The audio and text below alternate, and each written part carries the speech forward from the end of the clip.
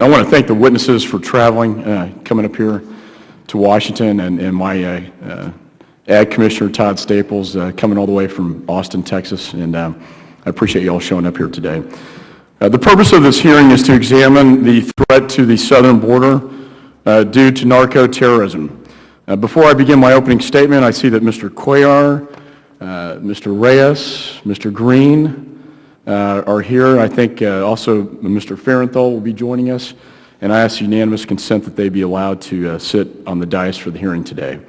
Hearing no objection, so ordered. And I'm glad to see so much interest on the other side of the aisle in attending this hearing as well. I think we'll have a very spirited debate, a very important debate. Today we meet to examine the threat facing our nation along the southwest border from a strategic military perspective. From the testimony of two of our nation's finest generals and a commissioner from Texas whose farmers and ranchers live with daily threats from the drug cartels.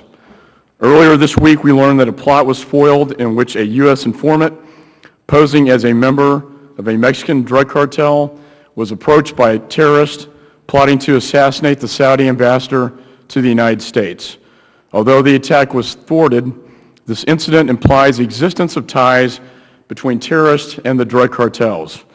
It is unlikely that this sensitive Iranian mission would have been this terrorist group's first attempted encounter with the drug cartels. Indeed, it underscores the need to examine the deteriorating situation in Mexico and our border security initiatives. This hearing also comes on the heels of the release of an eye-opening report by General Barry McCaffrey and General Robert Scales entitled "The Texas Border Security, a Strategic Military Assessment." And this is a copy of the report that I know you're submitting to this committee here today, and I intend to submit this report to the Secretary of Homeland Security, Ms. Napolitano. This report and past hearings held by the subcommittee underscore the need for a comprehensive review of the federal government's role in protecting the border. Violence in Mexico is spreading in ways that increasingly show characteristics of terrorism. The discovery of 32 bodies in Veracruz, the dumping of 35 bodies on a busy Mexican expressway. I know we had slides up here that demonstrate the visuals. And the placement of severed heads at the entrance of a primary school in an effort to extort money from teachers are all examples of the violent and disturbing actions of the Mexican-based drug cartels. I've introduced legislation that would designate the cartels as foreign terrorist organizations. The bill states foreign drug cartels have used brutal tactics of violence and the threat of violence against the United States citizens to protect and expand their drug trade as well as their areas of operation. Indeed, reports from law enforcement on both sides of the border underscore these violent extremes. According to the Texas Department of Public Safety, a review of information from multiple sources shows 224 decapitations have been reported in Mexico since 2009, including 64 since January to June 2011. In at least 8 instances since 2009, bullets fired from Mexico crossed into Texas. Since 2009, there have been at least 64 border-related shootings at U.S. law enforcement officers in Texas. Since 2008, smugglers in Texas have deployed spikes to disable U.S. patrol vehicles in 77 incidents. Since 2004, there have been at least 120 drug-related and alien-related kidnappings reported in Texas. The McCaffrey Scales report lays out in detail the threat the cartels pose to the United States and steps we can take to combat the hostility. The report concludes that cartels exploit creases within the ranks of American authorities in order to penetrate the border. This leads to channeling of both drugs and violence into the United States. This report reveals that the cartel's intention to influence all levels of government throughout the Americas, that the cartel's intention is to establish sanctuary zones in the United States, one county deep, that the U.S. tactical efforts to stop cartel incursions are poorly resourced and vulnerable to corruption, and the increasing likelihood that competition to control distribution territories and corridors will result in greater violence in Texas as the Mexican military gains more control in Mexico. The 2011 National Drug Threat Assessment conducted by the Department of Justice buttresses the conclusions of the McCaffrey Scales report. It notes that transnational criminal organizations are now operating in more than 1,000 cities in the United States. According to the department's assessment, these cities now span all 9 organized crime drug enforcement task force regions and enable Mexican-based cartels to operate more extensively in the United States. The problem has manifested itself into a national network of criminal activity driven and organized by the drug cartels. McCaffrey and Scales outline the innovative and groundbreaking efforts of Texas authorities to pool resources and fight back against the encroachment of the cartels on Texan and American sovereignty. Through their unified commands and joint operations and intelligence centers, Texas officials have provided an effective model for other states dealing with the narco-criminal threat. As the report notes, the Texas campaign against the cartels has proven the value of a control scheme that involves state, local, and federal partnerships without sacrificing the sovereignty of any agency. Texas has taken the bold and necessary steps to protect its citizens and that the federal government has failed to implement. We are here today to learn more about these efforts and how they might be helpful as a model going forward for the nation. I am honored to have these esteemed public servants before this committee here today, and I look forward to your testimony. I look forward to the spirited debate that we'll have at this committee and the dialogue on this threat to our nation that is constantly growing stronger and consistently evolving. And with that, I now recognize the ranking member, the gentleman from Massachusetts, I call it the Boston-Austin connection, is still alive and well, Mr. Keating, for 5 minutes for an opening statement. Well, thank you, Mr. Chairman, and thank you for conducting this hearing. I also want to thank our ranking member, Mr. Thompson. He is extraordinary with his time, I have found, in this committee, and it's appreciated. Without a doubt, the violence in Mexico has reached astronomical proportions. But it's important, I think, also, as we're conducting the hearing, to sort of take a view from 30,000 feet up and gain a perspective of some of the progress we have made on our side of the border. According to the Uniform Crime Reporting from the Federal Bureau of Investigation and Texas law enforcement agencies, the murder rate in Texas border communities remain at an all-time low. In fact, according to FBI data, the homicide rate along the U.S. side of the southwestern border has actually decreased by as much as 14% over the last 3 years. On the other side of the border, in the Mexican city of Juarez, more than 2,700 murders occurred in 2010. And while there were only 4 murders in El Paso during the same time frame, as a former district attorney, 1 murder is too many. Likewise, there were 472 murders in Tijuana, and 29 occurred on the other side of the border in San Diego. They also give perspective to the fact that violence spilling over to Mexico and the United States, while extremely important to prevent, has been declining. Furthermore, kidnappings in the southwestern states, which are not included in the FBI's Uniform Crime Report, are also on the decline.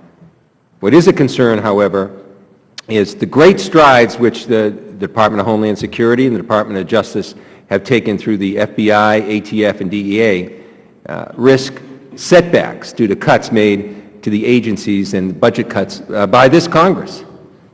Plans to cut funds for border security by more than $350 million and reduce approximately 1,000 border security agents, that's just not going to lead us in the right direction in terms of enforcement. The presence of custom and border protection agents, immigration and customs enforcement agents, along with state and local enforcement, deters violent actors from crossing over into the border communities, and I therefore thank the brave men and women that are involved in this for their service. I'm concerned that living in the border communities adjacent to the country where violence has taken a strong hold must indeed have its challenges, as we saw with the Chairman's opening statements. I therefore respect our witnesses who've traveled a long way to tell their story, and I look forward to not only hearing their testimony, but following up with real action and also to continue to do my part and all of our parts on this committee to keep our nation safe and our borders secure. We also need to address the flood of guns from the United States into Mexico that feeds narco-terrorism. Until then, we'll be fighting overall a losing battle. I'm pleased that Deputy Aguiar will testify today as a boots-on-the-ground person. She'll provide us with a true depiction of crime and law enforcement efforts along the border. And I specifically look forward to hearing her perspective on the impact of narco-terrorism on U.S. businesses, like the agriculture industry. I'd also like to welcome two great heroes to the hearing, General McCaffrey and General Scales, as well as Commissioner Staples and Dr. Vickers. I know you've traveled a great distance to be here, and I look forward to hearing your testimony. And thank you, Mr. Chairman. I yield back the balance of my time. I thank the ranking member. The chair now recognizes the ranking member of the full committee, the gentleman from Mississippi, Mr. Thompson. Thank you very much, Mr. Chairman, for conducting today's hearing. I'd like to thank our witnesses for traveling here to testify before this committee. The purpose of today's hearing is to examine the threat of Mexico's drug trade on our southwestern border. Over the past few years, this committee has conducted numerous hearings on violence occurring on the Mexican side of the southwest border. We have also examined the numerous efforts undertaken by our government to assist our Mexican allies in disrupting and dismantling Mexican drug trafficking organizations, otherwise known as DTOs. These hearings have also explored an ongoing question of how much crime actually spills over from Mexico into the United States. On one hand, criminal statistics indicate that border communities are among the safest in the United States. In fact, there is less crime in some Texas cities on the border than what occurs right here in the nation's capital. As we know, crime all over the country stems from a variety of sources. Being able to pinpoint where the crime occurs in Texas that would have occurred regardless of its proximity to Mexico, and crimes that occur because it is spillover from Mexican drug-related activities is not an easy task. I commend both General McCaffrey and Scales for taking on this challenge. However, if what is contained in their report is deemed to be true, that would mean that I would have to disregard the most widely cited and concrete evidence of crime in the United States, the FBI Uniform Crime Report. According to the FBI, the homicide rate along the U.S. side of the southwestern border has actually decreased by as much as 14% over the last 3 years. These numbers show a clear distinction between political rhetoric and proven facts. According to the report, FBI criminal statistics do not accurately reflect crime in the border communities because violence goes unreported or underreported because witnesses to crimes are often afraid to testify out of fear of Mexican drug DTOs. However, the report does not provide any concrete evidence of proof to support this bold claim. I will readily admit that in recent years, violence in Mexico has reached an all-time high. However, despite dire predictions, statistics and concrete evidence show that the violence has not spilled over into the United States. In fact, the violence occurring in Mexico is highly concentrated and in many instances limited to drug trafficking corridors, some of which are hundreds of miles away from the United States border. There is a need to bring awareness to this unique situation faced by Texas border citizens. However, we must also assure people living outside of Texas that border towns are safe for travel, trade, and commerce, and that violent crime rates have always remained flat or decreased in border communities in the Southwest. I'd be remiss if I did not mention that despite strides made to increase personnel on the border, Republican-sponsored budget cuts threaten to take us backwards. This Congress, the majority, introduced H.R. 1, which cuts $350 million from the Department of Homeland Security budget for border security, fencing, and technology. Just yesterday, on an authorizing bill. We voted down, this committee, Republicans on this committee, an effort to add 1,000 Border Patrol agents to the patrol. You can talk tough, but when it comes time to putting your money where the tough talk is, somehow it's not there. The Department of Homeland Security must have all the resources and authorities it needs to protect our borders. As members of Congress, we must align our budget priorities with where we claim help is needed. I look forward to hearing from our witnesses. I thank the ranking member. I would like to just state for the record that yesterday I was very proud to introduce several border security measures that my good friend Henry Cuellar supported, and I think most significantly, doubling the size of the best teams down on the border, which can confiscate the cash and weapons going southbound. We more than doubled the size of those teams, and I think that's going to go a long ways in this effort.